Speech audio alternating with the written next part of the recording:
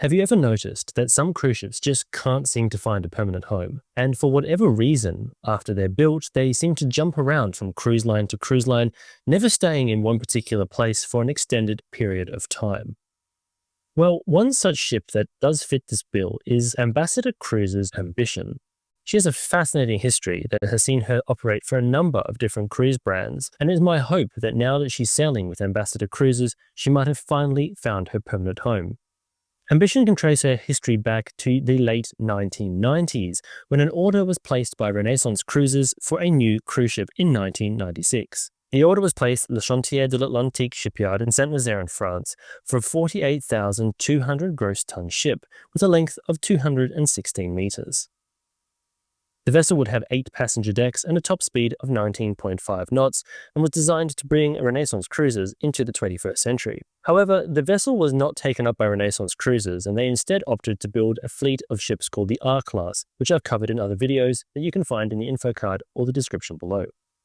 This left Le Chantier de l'Atlantique with a ship and no buyer, and so they actually organized to complete the construction of the vessel and then, working with a third party, chartered it out to Festival Cruisers. The vessel was named the Mistral. This was the first new build ship for Festival Cruisers. Festival Cruisers chartered the ship with an option to take her on as their own and was floated out on the 2nd of January 1999 and christened a few months later on the 25th of June. She sailed for her maiden voyage on the 17th of July 1999 on a voyage around the Greek islands.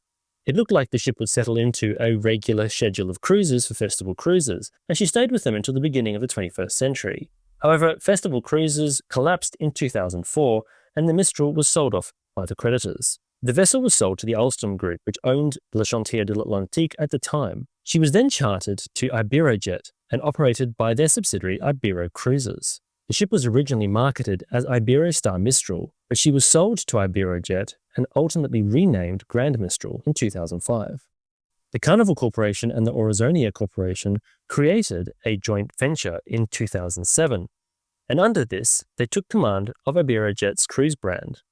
This meant that the Grand Mistral was now part of the Carnival stable.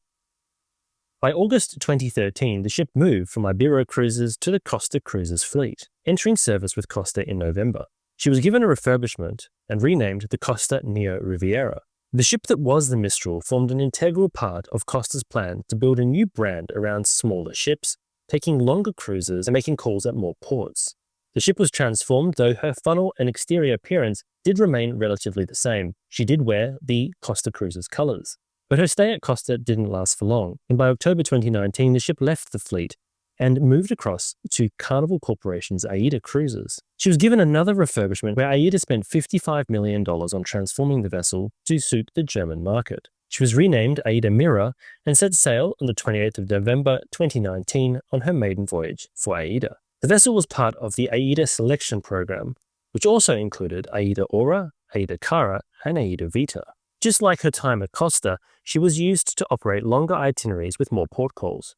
However, in March of 2020, the ship was laid up as part of the ongoing crisis around the COVID pandemic. She sailed for the Mediterranean where she was laid up. However, during her layup, AIDA sold the ship in January of 2022 to Ambassador Cruise Line. In April of that year, she was sent for another refurbishment at the Lloyd Werft shipyard in Bremerhaven, Germany, to be suitable for the British market, but also to prepare the ship for cruising after the global cruise shutdown. A lot of work was undertaken on board the ship, including work on her rudders, stabilizers, and propellers, but she left Bremerhaven on the 8th of May 2023 to head to the port of Tyne in Newcastle. Here she was christened by Olympic gold medalist Shirley Robertson to prepare her for her new career at Ambassador Cruisers. Today the ship remains with Ambassador Cruisers, and she has become a popular member of the Ambassador Cruisers fleet. This is an interesting ship because she has had not one, not two, but 5 operators since 1999. But what I find even more interesting is that the ship is actually the first in a class of ships known as the Mistral Class. This includes the MSC Harmonia, the MSC Symphonia, the MSC Lyrica, and the MSC Opera, meaning there are 5 ships in this class. I find it really interesting that despite the fact that Mistral clearly couldn't find a home that suited her for the early part of her career, she never ended up with MSC Cruisers. And as you might expect, all of these ships were built at Le Chantier de l'Atlantique shipyard in Saint-Nazaire, France. Thanks so much for watching, and I hope you found the video interesting. If you did, please consider giving it a like. And if you're interested in this kind of content or maritime history, check out my back catalogue and consider subscribing. It'd be great to have you on board.